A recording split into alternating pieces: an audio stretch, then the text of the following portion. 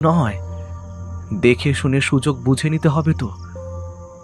আগে একটা পালাবার পথ তো খুঁজে বের করি, তারপর সেই ঘর তো জানা আছেই, সুবিধা মতো পকেট বোঝাই করে নিলেই হলো।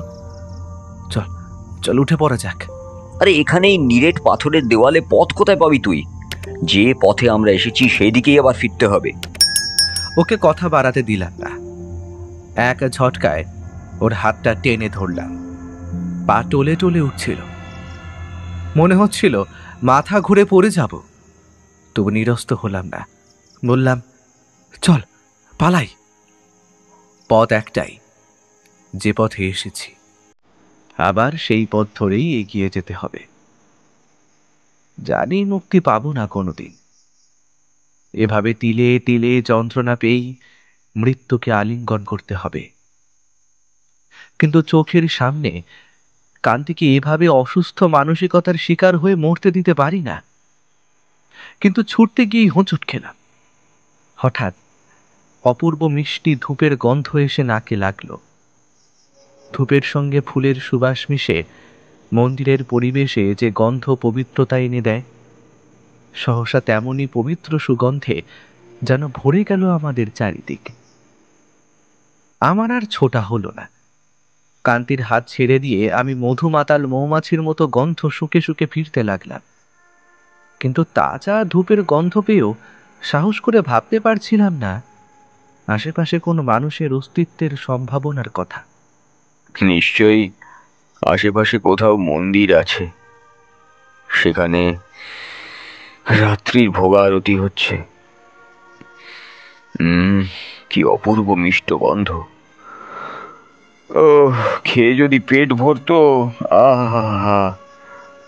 বলে আমার মতো গন্ধ পাগল হয়ে ঘুরতে লাগলো কান্তি। দেওয়ালের গা বেয়ে গন্ধটা আসছিল তা বোঝা গেল। যতই আমরা সামনে এগিয়ে যাচ্ছিলাম, ততই গন্ধের তীব্রতা বাড়ছিল। গন্ধের অনুসরণ করে গুহার দেওয়ালের গায়ে একটা গহ্বর আবিষ্কার হয়ে পড়ল। এটাকে গহ্বর অথবা সঠিকভাবে ফাটলও বলা যায় না। দেওয়ালটা দুভাগ হয়ে গিয়ে মাঝখানে একজন মানুষ চলবার মতো একটা বিবর পথ সৃষ্টি হয়েছে। ধূপের গন্ধে সে পথ ম ম করছে। ইতস্তত করবার অবকাশ ছিল না। অভিশপ্ত এই গুহা থেকে কোনো ক্রমে বেরিয়ে যেতে পারলে বাঁচি। রিভলভারের ম্যাগাজিন ভর্তি করে নিয়ে টর্চের আলো পথের উপর ফেললাম। রাশি রাশি হালকা ধোঁয়া যেন আলোটাকে অক্টোপাসের সুর বাড়িয়ে জড়িয়ে ধরল। ক্ষীণ আলো আরো নিস্তেজ হয়ে গেল। অশরীরীর গুহার মেঝে থেকে পা তুলে নতুন পথে পা রাখার সঙ্গে সঙ্গে যেন শরীরটা ভীষণ হালকা বোধ হতে লাগলো। অতি ক্ষীণভাবে আমার মনে বাঁচার আশা আবার অঙ্কুরিত হয়ে উঠল। কান্তিকে ইঙ্গিত করে আমি সামনে এগিয়ে চললাম। কয়েক পা চলতেই একটা মোড় নিয়েছে পথটা। মোড় অতিক্রম করতেই আশ্চর্য হয়ে দেখলাম একটা ঘরের মেঝে দাঁড়িয়েছি আমি। আমার সর্বাঙ্গ জুড়ে হিমশীতল বিচিত্র একটা অনুভূতি। মনে হলো মেঝে পা রাখার সঙ্গে সঙ্গে কেউ যেন বরফের পরশ বলিয়ে দিল শরীরে। সে পরশে রোমকূপগুলোতে পর্যন্ত সারা জেগে উঠল। টর্চের আলো ফেলবার দরকার পড়ল না। ঘরের কোণে একটা প্রদীপ শিখা বুকে নিয়ে ঘরময় আলো ছড়িয়ে রেখেছিল। সে আলোকে মোটামুটি স্পষ্ট হয়ে উঠেছে ঘরটা। ঘরের মাঝখানে অনুচ্চ বেদির উপর করালি কালী মূর্তি।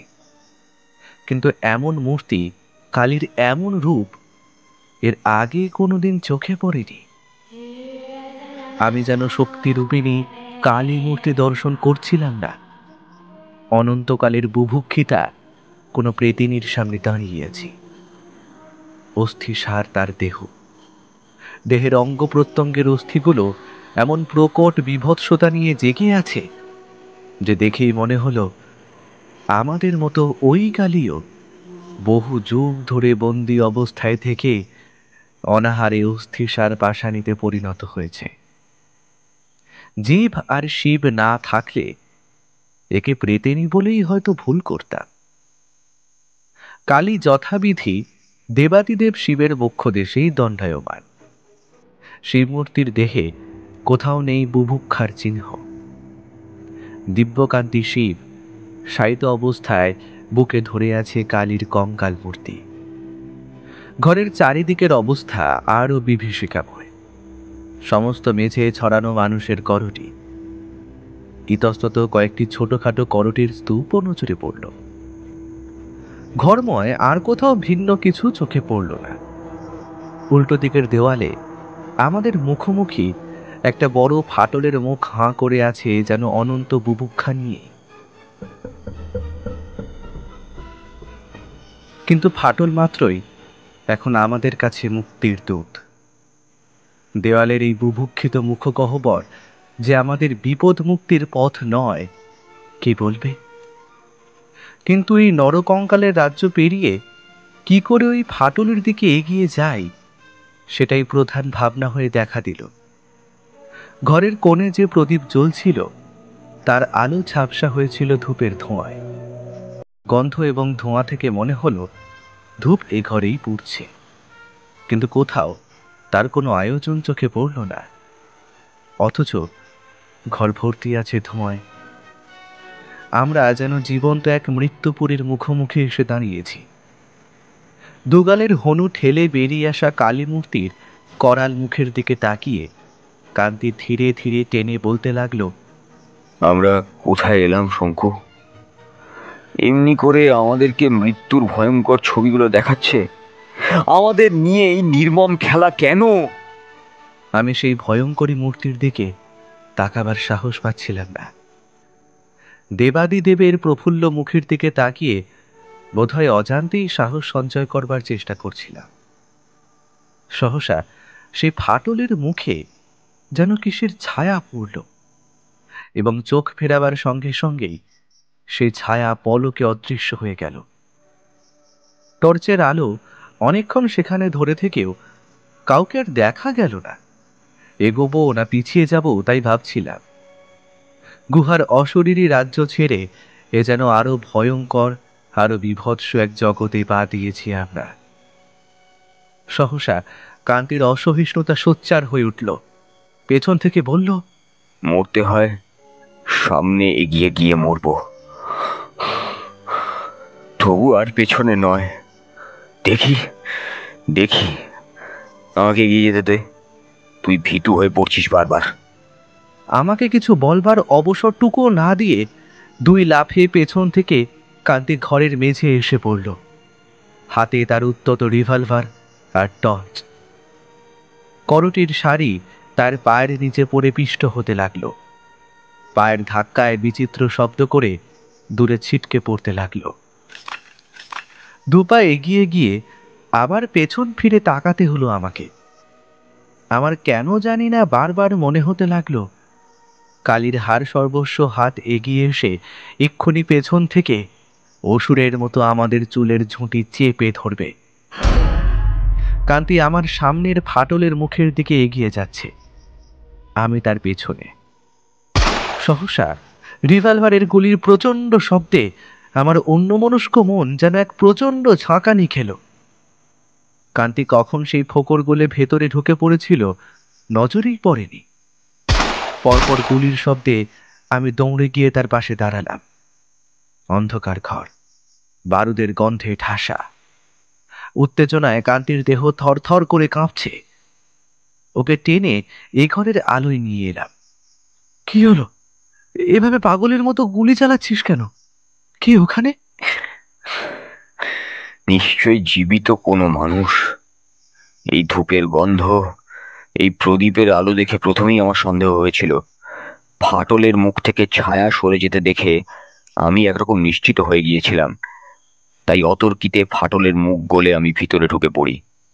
বলতে বলতে থামল কান্তি। ক্লান্তিতে কথা বলতে তার রীতিমতো কষ্ট হচ্ছিল। হাঁপাচ্ছিল প্রবলভাবে প্রতিটি নিঃশ্বাস এবং প্রশ্বাসের সঙ্গে।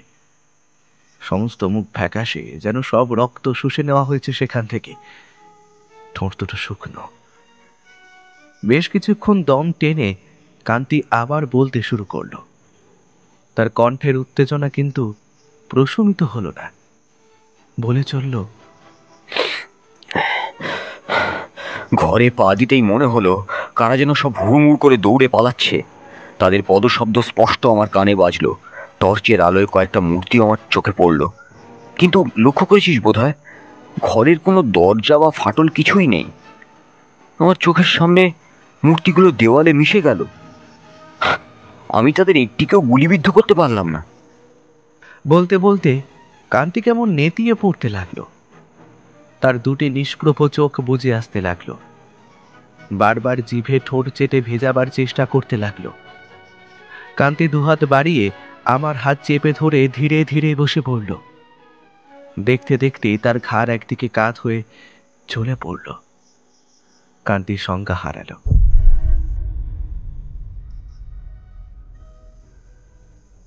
সংজ্ঞাহীন কান্তিকে নিয়ে এই ভৌতিক রাজ্যে আমার অবস্থা হলো বর্ণনাতীত। রহস্যময় যে অশরীরী আতঙ্ক বারবার ঘুরে ঘুরে আমাদের মৃত্যুর ছলনায় বিভ্রান্ত আতঙ্কগ্রস্ত করে তুলছে, তাকে প্রতিরোধ করবার মতো কোনো ক্ষমতা আমার ছিল না। তাই তার অতর্কিত অপার্থিব আক্রমণ সদৃশ আবির্ভাবের প্রতিক্রিয়া সয়ে উঠবার উপযুক্ত করে সজাগ রাখার চেষ্টাই করতে হচ্ছিল আমাকে।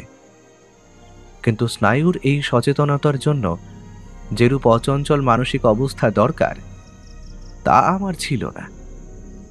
কেননা কান্তিকে সুস্থ করে তুলবার জন্য সর্বান্তকরণে আমাকে চেষ্টা করতে হচ্ছিল। অন্য কোনো দিকে মনোযোগ রক্ষা করার উপায় ছিল না। ফলে এই দুইয়ের মাঝে পড়ে আমার অবস্থা হয়ে উঠল ভয়ঙ্কর এবং বর্ণনাতীত। বিপদই নাকি শক্তি এবং সাহসের উৎস। এই মুহূর্তে কথাটা সত্যি বলে মনে হলো আমার। অনাহার ক্লিষ্ট দুর্বল দেহ, ক্লান্ত অবসন্ন, তার উপর ওই প্রেত পরিবেশের মানসিক চাপ আর উপস্থিত এই সংকট সবে মিলে আশ্চর্য রকমের মরিয়া ভাব জন্ম নিল আমার মনে। মৃত্যু বা ভয় সম্পর্কে কোনো বোধই আর রইল না। মৃত্যু ভয়াল ভৌতিক পরিবেশ পড়ে রইল একপাশে। আমি কান্তিকে টেনে নিয়ে দেওয়ালের সঙ্গে ঠেস দিয়ে বসালাম। তারপর প্রায় মিনিট 15 একটানা চেষ্টার পর তার জ্ঞান ফিরিয়ে আনতে সক্ষম হলাম।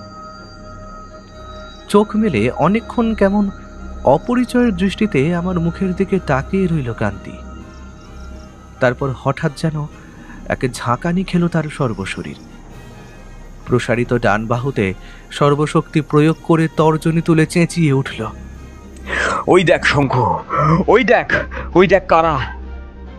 চকিতের অঙ্গুলি অনুসরণ করে মুখ ঘুরিয়ে আমি দেখতে পেলাম, ক্ষীণভাবে দেখতে পেলাম সেই ফাটলের মুখে পাশাপাশি দুটো ধোঁয়াটে অস্পষ্ট ছায়ামূর্তি দাঁড়িয়ে। প্রদীপের অস্পষ্ট আলোকে ফাটলের ছায়াময় আড়ালে যে আলো আধারের মেশামেশি, তার বুকে যেন সাদা কাপড়ে মোড়া দুটো মূর্তি আমার চোখের সামনে ধীরে ধীরে পেছনের অন্ধকারে ডুবে যেতে লাগলো।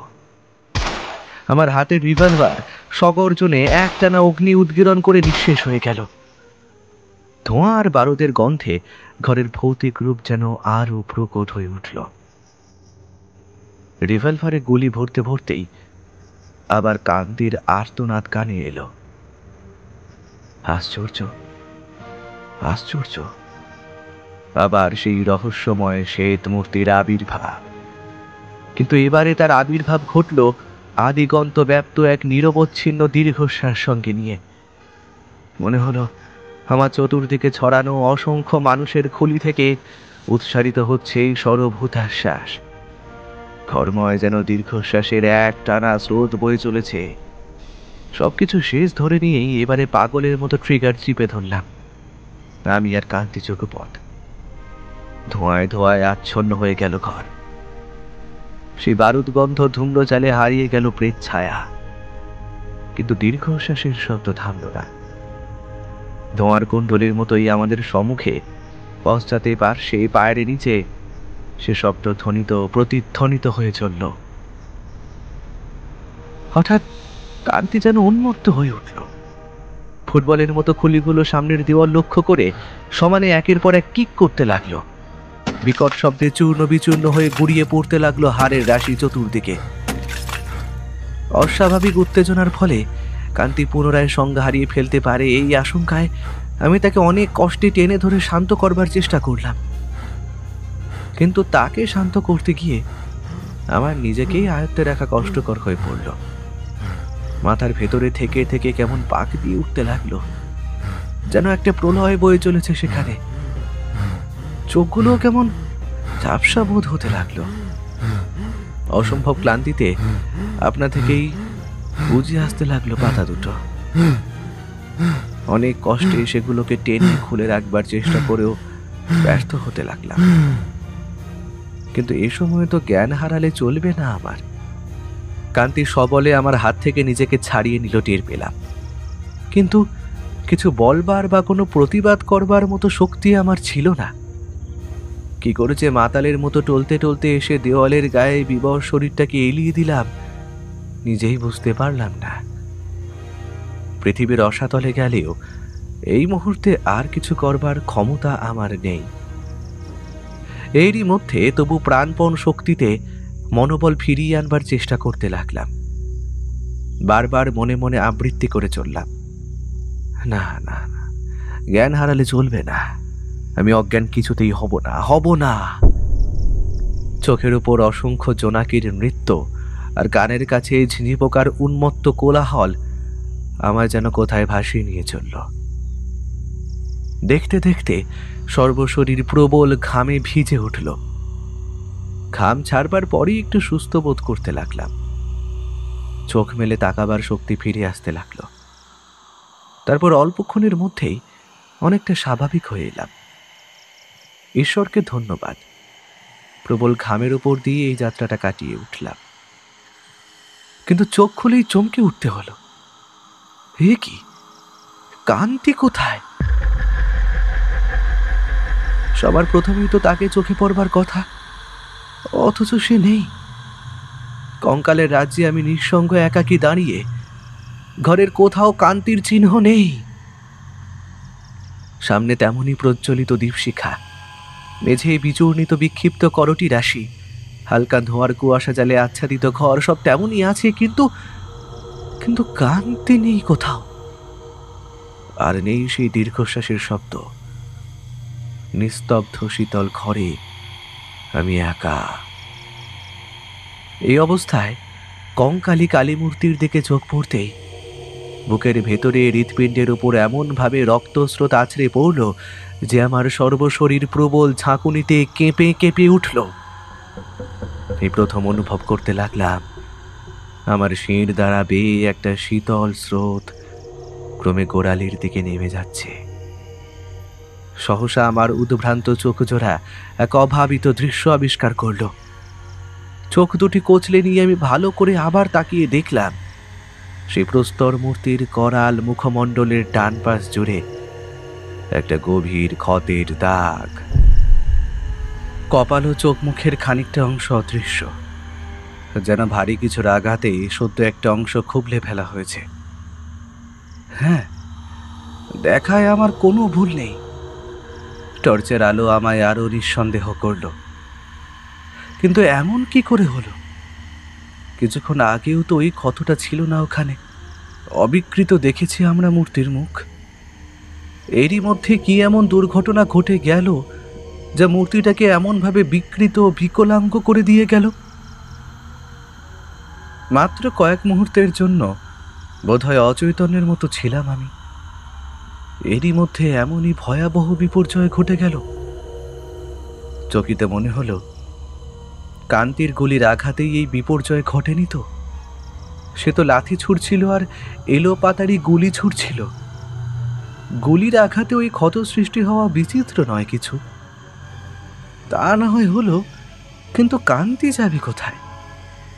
তার ঘরে অনুপস্থিতির সঙ্গে এই ঘটনার কি সংযোগ থাকতে পারে? সে কি বাইরে কোথাও গেল?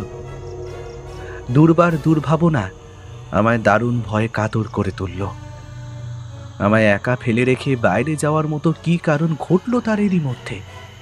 আর গেলই বা কোন পথে? গেল যদি, ফিরেই বা আসছে না কেন? তার কোনো বিপদ আপদ ঘটেছে কিনা তাই বা কে বলবে? ভয়াবহ এক আশঙ্কা আমায় তাড়িয়ে নিয়ে গেল সামনের ফাটলের দিকে। কান্তির নাম ধরে ডাকতে ডাকতে আমি ব্যাকুলভাবে ছুটে গেলাম। কান্তি, কান্তি, কান্তি! টর্চের আলো তখনও নিঃশেষ হয়ে যায়নি। ব্যাকুল উৎকণ্ঠায় স্তিমিত সেই আলোক রেখা আমারই দৃষ্টির মতো অন্ধকারে যেন হাতড়ে ফিরতে লাগলো। এখানেও ত্রিকোণ ঘরের মতো খানিকটা ফাঁকা জায়গা, কিন্তু অসংখ্য ছোট বড় পাথরের চাঙড় ইতস্তত বিক্ষিপ্ত, যেন সদা জাগ্রত প্রহরী দাঁড়িয়ে। অমসৃণ খোয়া ওঠানো মেঝে, কিন্তু আনাচে কানাচে পাথরের আড়ালে কোথাও কান্তির চিহ্ন মাত্র নেই।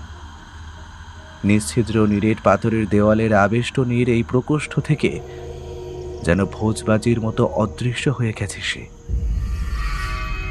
কিন্তু জানি না কেন আমার কেবলই মনে হতে লাগলো কান্তি যেন এই পাথুরে দেওয়ালের আবেষ্টনীর মধ্যেই রয়েছে, বাইরে কোথাও যায়নি সে। অবিশ্বাস্য অসম্ভব ভাবনা, কিন্তু মন সে ভাবনাতেই সাড়া দিতে লাগলো। আবার এ ঘরে ছুটে এলাম, চিৎকার করে ডাকলাম নাম ধরে, বারবার উন্মত্তের মতো, কান্তি, কান্তি, কান্তি! কিন্তু আমার ব্যাকুল আর্তকণ্ঠ কেবলই দেওয়ালে আঘাত পেয়ে প্রতিধ্বনির কম্পন তুলে এ ঘর থেকে ও ঘরে গম গম শব্দে ঘুরে ফিরতে লাগলো। এবারে ভাবনা আমার অন্য খাতে বইতে আরম্ভ করল। তাহলে কি এতক্ষণ যারা আমাদের পেছনে তাড়া করে ফিরছিল তারাই অলক্ষ্যে থেকে কান্তিকে শূন্যে মিশিয়ে নিয়েছে?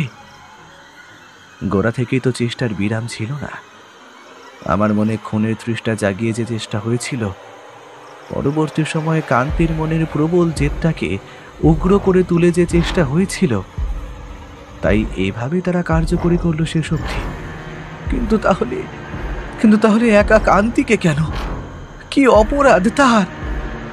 কান্তি সবেতেই অদম্য কৌতূহল নিয়ে ঝাঁপিয়ে পড়ছিল, রহস্য উদ্ঘাটনের আগ্রহে মেতে উঠেছিল, এ নিয়ে জেদ প্রকাশ করেছিল। এই কি তার অপরাধ?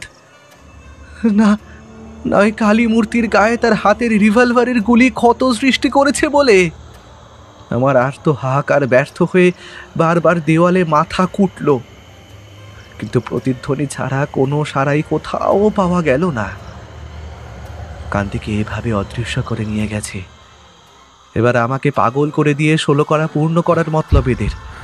তারই কি আয়োজন এসব? কিন্তু কেন? কি অপরাধ? আর কে, কার এই নির্দয় নিষ্ঠুর আক্রোশ? কে সে?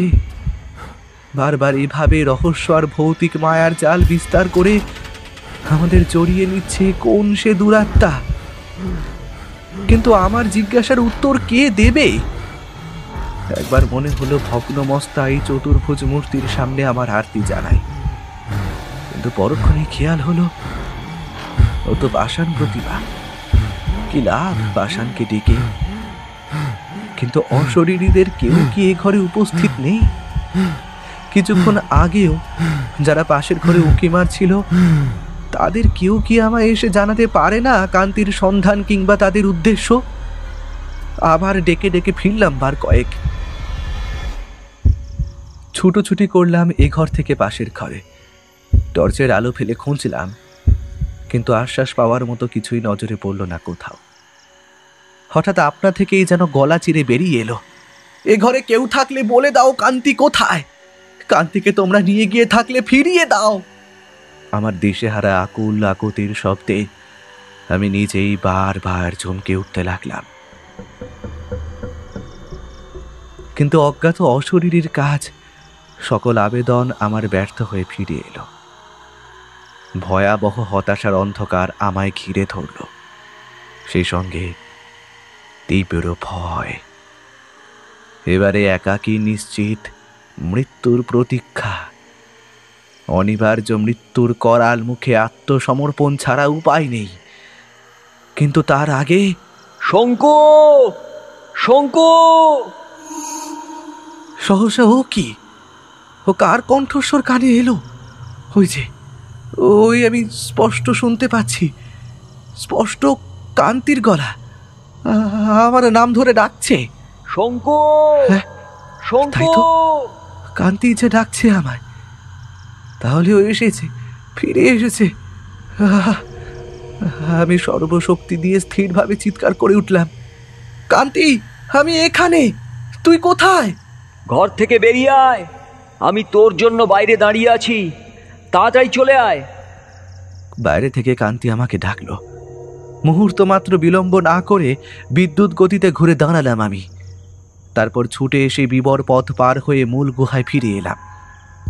আবার সেই গুহা, যার মৃত্যু আলিঙ্গন থেকে মুক্তি পাওয়ার উদ্দেশ্যে আমরা এই পথে পালাবার চেষ্টা করেছিলাম।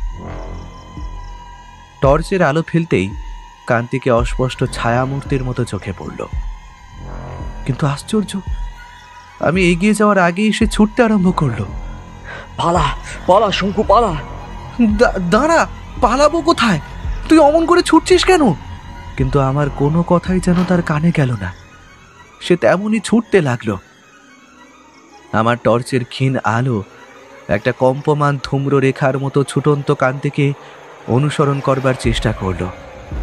সেই সঙ্গে আমিও তাকে অনুসরণ করে ছুটে চললাম। খানিক এগিয়েই আবার কান্তির গলা কানে এলো, পালা শঙ্কু, পালা শঙ্কু, পালা। কিন্তু প্রাণপণ ছুটেও কান্তিকে নাগালের মধ্যে আনতে পেলাম না। ক্লান্ত দেহে এত দ্রুত ছুটছে কি করেও? ছুটন্ত অবস্থায় যদি আবার অজ্ঞান হয়ে যায়, কিংবা পাথরের দেওয়ালের অন্ধকারে মাথা ঠুকে যায়, তাহলে যে একটা চূড়ান্ত অঘটন ঘটে যাবে। অন্ধকারে এমনভাবে ছুটছেই বা কি করে? একবারও তো তার টর্চ জ্বলতে চোখে পড়ল না। তবে কি ব্যাটারি নিঃশেষ হয়ে গেল? আমি চিৎকার করে উঠলাম আবারও, কান্তি, এভাবে ছুটিস না, দাঁড়া, আমায় আসতে দে, এভাবে ছুটিস না। এবারে যেন একটা প্রবল দীর্ঘশ্বাসের সঙ্গে কান্তির আকুল কণ্ঠস্বর দেওয়ালে দেওয়ালে ছড়িয়ে পড়ল, পালা, পালা শঙ্কু, পালা। কিন্তু কতক্ষণ ছুটব? এ রাক্ষসী গুহা কি শেষ হবে কোনো কালে? এ তো গুহা নয়, মরণ ভাঁট। সারা জীবন ছুটেও কি এ থেকে বেরোবার পথ পাবো আমরা? ছুটছি, হাতের টর্চের নিস্তে জালো কোনো রকমে পথ দেখাচ্ছে। ক্রমে তাও ক্ষীণ হয়ে আসতে লাগলো। কান্তিকে দেখা যাচ্ছে, কিন্তু আরো বেশি অস্পষ্ট, আরো ঝাপসা। ভয় হতে লাগলো। আলো নিভে গেলে ওই অতল অন্ধকারে ছুটবো কি করে? সামনে পা ফেলবো কার ভরসায়? কান্তিকে তো দেখতে পাবো না। কিন্তু কান্তি অন্ধকারে দিব্যি ছুটে চলেছে। সে পথ দেখছে, দেখে ছুটছে বলে মনে হলো না আমার। অমন নিশ্চিন্তে ছুটতে পারে কেউ অন্ধকারে? জেদ নিশ্চয়ই। অন্ধকারে পথ দেখবো না কেন? এই জেদ ওকে তাড়িয়ে নিয়ে চলেছে, এবং নিশ্চিত এতবার এতভাবে মৃত্যুকে ফাঁকি দিয়ে এসে এবারে শেষ পর্যন্ত দুজনকেই পাথরে মাথা ঠুকে খুন হতে হবে। হঠাৎ দপ করে আলো নিভে গেল। আমি থমকে দাঁড়াবার আগেই মনে হলো আমার পায়ের তলা থেকে অবলম্বনটুকুকে আচমকা এক হ্যাঁচকা টানে সরিয়ে নিল। আমি প্রচণ্ড এক আর্তনাদ করে শূন্যে, তারপর হিমশীতল জলের পর আছড়ে পড়লাম। ডুবে যাওয়ার আগের মুহূর্তেও বোধ হয় কান্তিকে একবার আর্তকণ্ঠে যথাসাধ্য গলা ছেড়ে ডাকলাম, কিন্তু সে ডাকের কোনো উত্তর শোনার আগেই আমি প্রবল স্রোতের টানে তলিয়ে গেলাম। তারপর আর কিছু জানি না।